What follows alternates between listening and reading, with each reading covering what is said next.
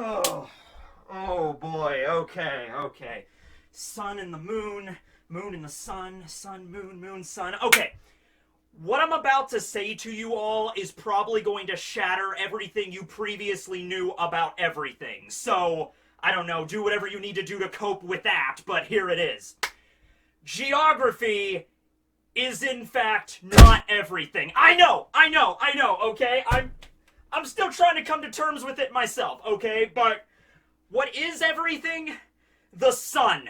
The sun is everything, okay? Whenever you think of the One Piece world, you know, there's Luffy, you know, Gamu Gamu no, and Ace, and the fire, and Shanks is really cool, and Whitebeard's got a mustache. It all comes back to the sun, alright? Astrology tumble! And I'm serious with that, by the way, too. I'm not just, like, doing a bit here of, like, oh, look at Tekking, he's so crazy. No, seriously. How many times has Oda mentioned the dawn in just the last arc of One Piece, or the last few arcs of One Piece, so like Wano, Totland, okay? The dawn has been mentioned before throughout the story, but in the last few years, Oda is really ramping that up. He's mentioning it a lot. He's mentioning it so much, in fact, I'm starting to wonder if it's supposed to just be a metaphor or an analogy, or if there is something greater to it, right? Like, obviously, it could be used as a metaphor of, like, it's the dawn of the new era, when Luffy finally becomes the Pirate King, and, you know, Dragon finally topples the Celestial Dragon system, so it's a new era of the world government. So it's a metaphorical dawn to a new world. Okay, fine, that's great, and that's dandy, but it keeps getting brought up, and now, in the last few weeks, we have learned of literal sun gods, and now literal moon gods that have existed, or might still exist, in the One Piece world. Oh God, Oda, what are you doing to me? Oh man, you had 1,022 chapters up into this point to establish how the religion works in this world. And to be fair, he's referenced things before this. This is certainly not the first time that, like, gods and deities have been mentioned. But now we're getting into it where it really does seem, from what Marco said, from what Whitebeard told him, that, like, back in the day, on top of the Red Line, that is where the literal gods of the One Piece world lived. And they were they released the Lunarians, right? That's the correct way to say it. I was saying Lunarians, but I think it's Lunarians. I don't know, Moonanites. That's where the Moonanites were living, on top of the Red Line. And we know about the sun god Nika, so the sun gods might have lived up there too. And the whole reason the world government, after they won the war against the clan of D, you know, the whole reason they built Castle Pangaea on top of the Red Line, it wasn't just because of geography being everything. No, it was because that was already established as the world of the gods. The gods lived up there, like they literally did. And so the world government was like, well, there's only one place in the world we can build our castle, and it has to be up there. So they kicked the gods, and how much of a better metaphor do you need there? Or an analogy? I don't know what, but the point is, like, the government literally slaughtered the gods of the world and set themselves up as the new gods of the world. And that's why we have the world government and the celestial dragons, the Tenryubito, literally referring to themselves as gods, living in a place they refer to as the upper realm, or the godly realm, referring to everything else as the lower realm. Alright? You know, I was thinking too small about this. I thought the world government might have, like, you know, artificially created the Red Line so they could literally lord above everybody. But no, it was like the Red Line was already there, and gods already lived on top of there. So there we go. The sun and the moon. That's what we're talking about today, alright? So, yeah, let's just get to it. First thing, I think by the end of Wano, considering Oda is going full steam ahead with this, and he's mentioning and getting a lot of lore bombs in the last few chapters, I think by the end of Wano, we're going to get at least an abstracted creation myth of the One Piece world. How cool would that be, right? We've yet to get that. We've yet to get a creation myth of how the world came into existence. And you can't tell me that doesn't exist in the One Piece world. Every culture in our world, in the history, of like current history and like prehistory, had some form of creation myth. Where did the earth and where did the ocean and all the animals, where did all that crap come from, alright? So many cultures, so many religions had creation myths, okay? That's like basically religion 101. You start with a creation myth, okay? So, what's the creation myth of the One Piece world, right? And it might not even be a myth on how the world itself was crafted. It might be more specific on how the ocean was created. Where did the islands come from? Where did the red line come from? It's a giant wall that circumnavigates the entire planet. There is at least myths on how that was created, right? And it might be, like I said, a very abstract one where a character like Marco or maybe even Robin or somebody else during this arc mentions like, you know, I read a book on Ohara when I was a little kid, and it talked about how the world was created by the sun and the moon eons ago. All right, well, that doesn't really give us a lot of information, and there's a lot of stuff missing from that, and whether or not it's true or false, but that at least gives us the foundation stones. That at least gives us something to work with, right? So it might be something like that, where, yeah, there were sun gods and moon gods way back in the day, and they created the red line, and they created all the islands, and they're the ones that started, you know, what the world looks like today with the Grand Line and everything like that. It's like the sun god rose the red line, and then the moon gods created the ocean current, the great Grand Line. It might be something like that. So look forward to that. I think we're going to get something with that by the end of Wano, and that will probably be explained as we go further down into the One Piece story, nearing the end of all this. And then the sun and the moon gods, let's call them, you know, the Lunarians and the Solarians, because soul, sun, okay. Were they actual gods? I mean, you know, like, was there an actual, like, Apollo in the One Piece world, right? You know, maybe. Or were they just, like, you know, how we have different species, you know, we have, like, the fishmen, merfolk, long arm, long leg giants. Were they just another race like that? Like, they were just the strongest, so that's why they were considered gods, right? We know that King, who is descended from the Lunarians, and we do not know, by the way, if King, and I've said this before, if King has lived like 1,000+ years, and because he's a Lunarian, they just live a really long time, and so he lived on top of the red line and then got cast out, or if the surviving Lunarians, you know, they found some island, some safe haven, and they lived there, but they were slowly eliminated throughout the centuries, and then, you know, King is the only one left, but he has the ability of pyrokinesis, and so if he is a descendant, like a distant descendant of the Lunarians, maybe his fire powers are not quite as strong as the Lunarians that existed before the world government took power. Maybe the Lunarians back then had the ability to manipulate fire the same way Ace could with, like, the giant, like, flame emperor, like, literally summoning a giant sun. Did anybody find that weird? The fact that it's the moon deities that control fire. Because this is something that, you know, in a lot of myths and legends throughout history, the basic idea is the sun governs fire and heat, and the moon governs, you know, like the cold air and the water. And that can come back from the fact that the sun is literally a giant nuclear reaction, you know, fire spewing off of it and shit, and the moon controls the tides. So a lot of times in myths, you have sun, fire, moon, water, but here, it seems like Oda is, like, flipping this on its head by, no, it's the Lunarians, it's the moon gods that were able to control fire. It's like, alright, well, what did the solar gods do? What did the sun gods do? What was Nika's ability, right? Maybe they could control fire too. Maybe they both could control fire. Maybe they were part of the same race, but they were like different tribes or something like that. Actually, I did go back and check because in the review, I mentioned I could not remember if the silhouette of Nika when Who's Who was talking about him had wings or not, and I went back and checked and the silhouette does not have wings. Alright, so if the sun gods did not have wings, then I guess the Lunarians did have wings because King clearly has wings. They might be related to the Skypians in some way, or they might be another, like, an exiled tribe of Skypians. I don't know, man. It does kind of take the whole idea I had of, like, a king's race living in, like, some subterranean, like, volcanic obsidian city. That kind of takes that out of the way. Although not impossible because, you know, it could literally be a situation where on top of the red line, they might have built their cities into the rock. So there's, like, tunnels and stuff because the red line is huge. And that's what the world government, you know, kicked them all out and built the castle on top of, right? You understand we might have just found out a secret of the Void Century in the last chapter. You understand that, right? Because when the world government took power, they purged a bunch of information, hence why it's called the Void Century, because there's no research on it, okay? Well, what if one of the things, not all of it, but one of the things that they wanted to purge was the information that there were gods up there?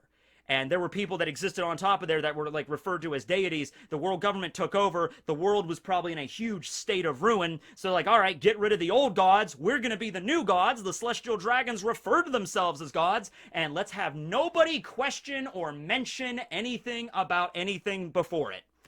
And it's been 800 something years since then, and that is certainly enough time for people to forget. You know, you give it honestly just like 100 years or so, a few generations, if the world government and the clan of D really did wage this huge epic war, this like world war with like the ancient weapons and everything was like bombed to shit after it, and just like, okay, the world government won, they have the castle on top of the red line. They could pretty much write whatever they wanted about history at that point. Give it a few centuries, and it would stick. People wouldn't even remember. And now here we are 8 centuries later, and people probably don't even remember the whole catalyst for the world government rising to power. The world government probably has their own story. They're like, oh yes, well, you see, the world government rose to power 800 years ago when the world was in ruin, and then we're the ones that fixed everything. And that's probably the best kind of explanation they can give, and all the citizens of the world, you know, they're like, oh, okay, yeah, I guess that makes sense. There's no evidence to the contrary because they got rid of it all, so I guess that's what we're gonna go with here, okay? So yeah, were they literal deities that were like so far beyond human comprehension, or were they just like a regular race that just had a lot of power, and that's why they were referred to as and like venerated as gods, as deities, right? Was there a pantheon of these gods? Were there like, oh, we pray to the 12 solar gods and the 12 lunar gods and the 24 gods that make up the world, or something like that? The red line is huge. It spans the entire planet. Maybe like a different section of the red line was where like a different god has his domain, right? So, you know, oh, well, this is the domain of Lunos, and Lunos will watch over us, and here is the domain of Solio, and Solio is a giant fire lion from one of the Pokemon games, and he watches over us. You know, like, maybe it was like that. It was divided all around like a clock face or something, all around the planet. I'm just spitballing ideas here, but I'm just throwing stuff out there. Maybe something like that could work, right? All right. And, of course, we're finding all about this stuff now in the story, you know, 1,000 plus chapters into all this. This is, of course, going to play... I think the reason why Oda is doing this now is because in a few hundred chapters or so, we're going to find out the history of the Void Century. Like, it's coming up. You know, Wano will end, and there might be, like, another arc after that, like Elbaf or whatever, but we're eventually going to get to the point in maybe a few hundred chapters in a couple of years, where we find out about the Void Century. Robin explains it, finds the Rio Poneglyph or whatever, and he's establishing the foundations for that right now. When we finally learn about the Void Century, the first thing we might start with, like, that story might literally start, Rio Poneglyph, paragraph 1, sentence 1. Once upon a time, sun and moon gods lived on top of the Great Red Wall. That might be, like, sentence 1. And then it just goes from there on what happened. You know, what happened, why, how did they get up there, what did they do, the people of the world probably all worship them and everything like that. They had divine powers or something that could be seen as divine to a normal human. And then the world government got involved, then the clan of D got involved. The clan of D, since they opposed the world government, the clan of D might have been part of these deities. Hold on a second, because we're going to get into something.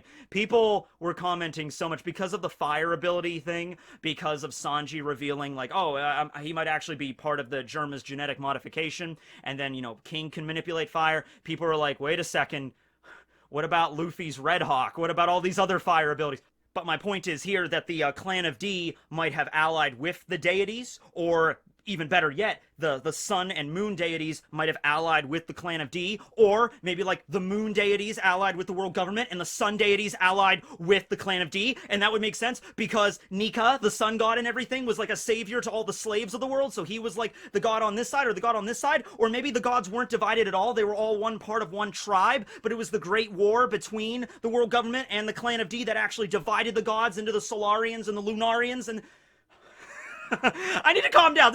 Oda is gonna... Okay. So we don't know. We don't know. I'm just literally throwing ideas at a dartboard at this point.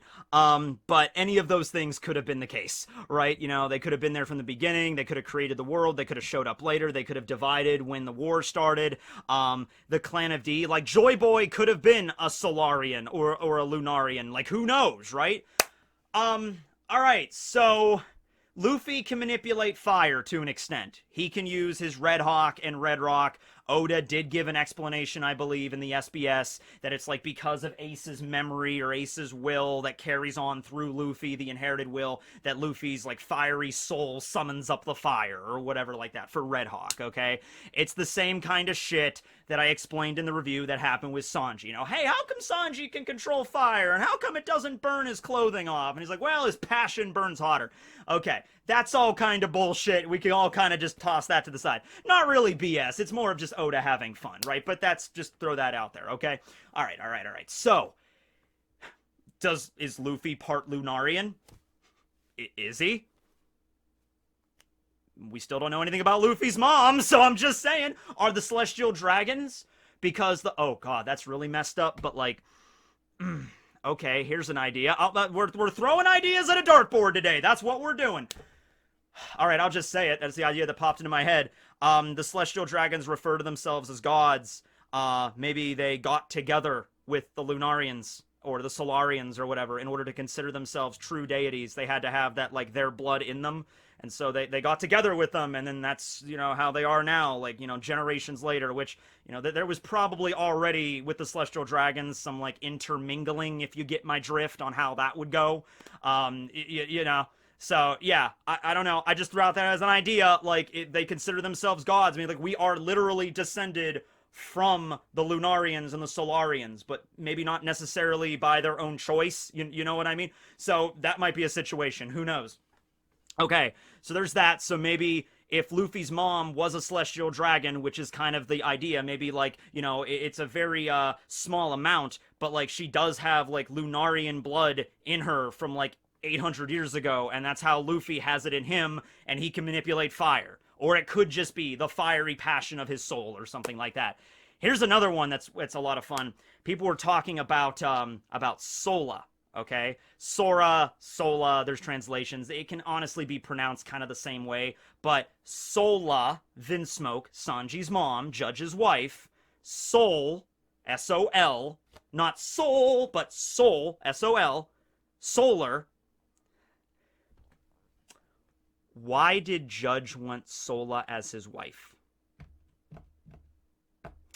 Was it just true love? Was it just Judge met Sola, fell in love with her, and, you know, wanted her to have, like, the children that were genetically modified and stuff, and just push that on her?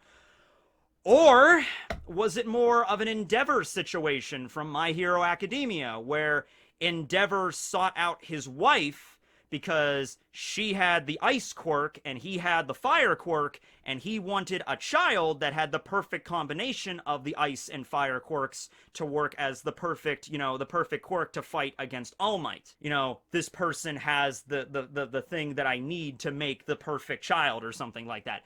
Was it something like that with Judge and with Sola, where Judge was looking for a woman that had the blood of a Lunarian in her, so their children could also have these enhanced genetic abilities?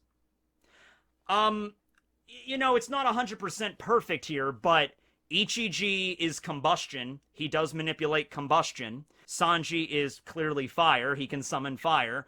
Niji can summon electricity, which, if you ever watched Avatar: The Last Airbender, that's just an advanced extension of fire. And then, of course, there are ones that don't make any sense, like Reiju is poison.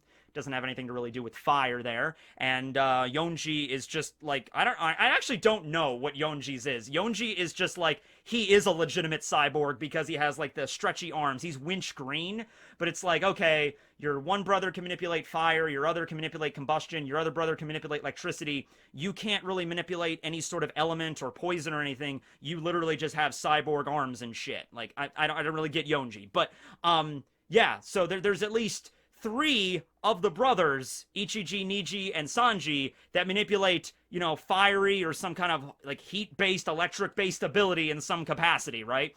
So, and the Germa, I mean, they are royals. Maybe Sola herself was a celestial dragon at some point.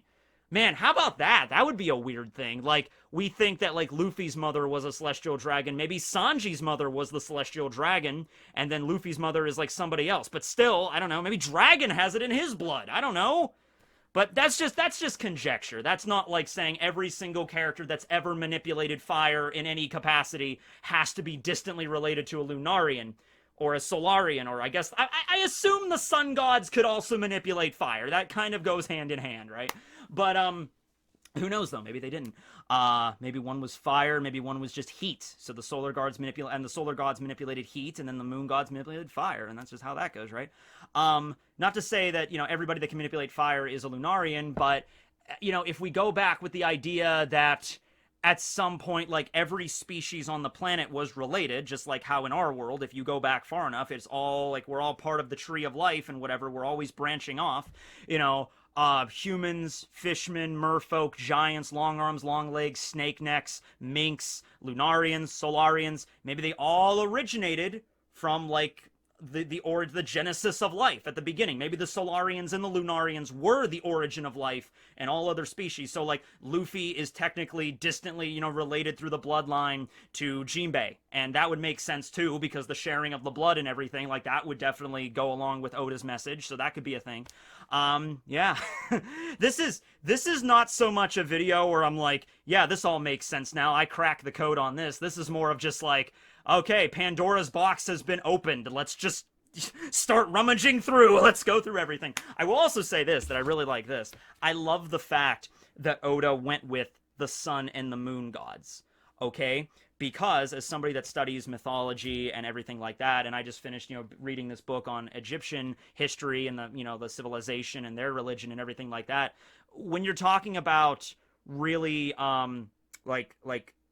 like original gods that, like, you know, civilizations came up with, you know, long before, like, the modern gods, you know, exist now, they usually were sun and the moon, because that's like a constant, right? The sun is always up there, and we never really understood what it was, but we knew it gave us light, and we knew eventually that it would help our crops grow, and it was sort of seen as like a symbol of life, and it lit up everything. So it's like, of course, like every civilization, like, I like to think back when we were all still huddling around a fire, living in caves, like during the Stone Age, I like to think every single tribe of human beings that were scattered all over the world at this point, you know, and that goes for like Cro-Magnons, that goes for Neanderthals, like everybody, the tribes all had a very basic religion, if you could even call it that at that point, but they at least, like, worshipped the giant flaming ball in the sky and the, you know, the glowing, you know, moon in the sky at night. Like, that was, like, the origin for a lot of this stuff.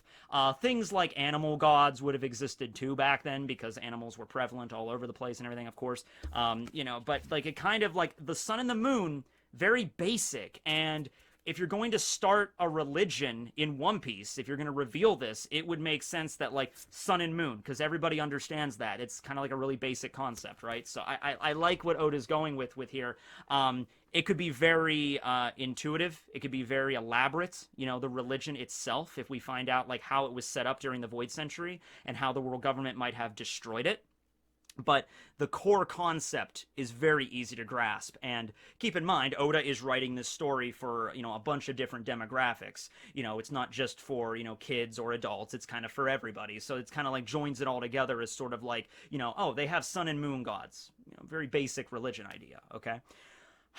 So, what do you think? What do you guys think? I don't know. There is one more thing I want to do. Not Ant Facts. We're actually starting a new segment on the channel called Things That I Missed in the Chapter, okay?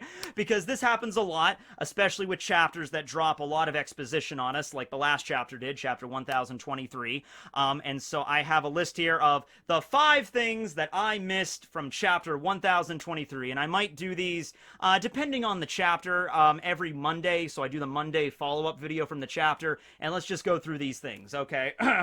Number 5, this is a pretty small one, but the title of the chapter chapter was Spitting Image, and I assumed that was just because Zoro was compared to Ryuma and Ushimaru, so Zoro is the spitting image of Ushimaru and Ryuma, the great sword god of Wano, but also Momo being a spitting image of Kaido was something that kind of went over my head at the end of the chapter. I was so caught up in everything else, I missed that, but yeah, the title of the chapter refers to not just Zoro, Ryuma, and Ushimaru, but also Kaido and Momo. That's a pretty simple one. Number 4, at the beginning of the chapter, I erroneously stated that it was baby Gramps Chopper that was wondering about the after effects of the drug. It was actually not. If you look at that panel, fun thing, it's actually Miyagi that says that line, and baby Gramps Chopper is on top of Miyagi's head, the goat mink doctor, okay? So Chopper is so tiny, he's on top of Miyagi's head, and Miyagi was the one like, oh man, I wonder what's going to happen. I'm kind of worried after this drug wears off. He's really going to be, you know, he's going to be entering Pain Town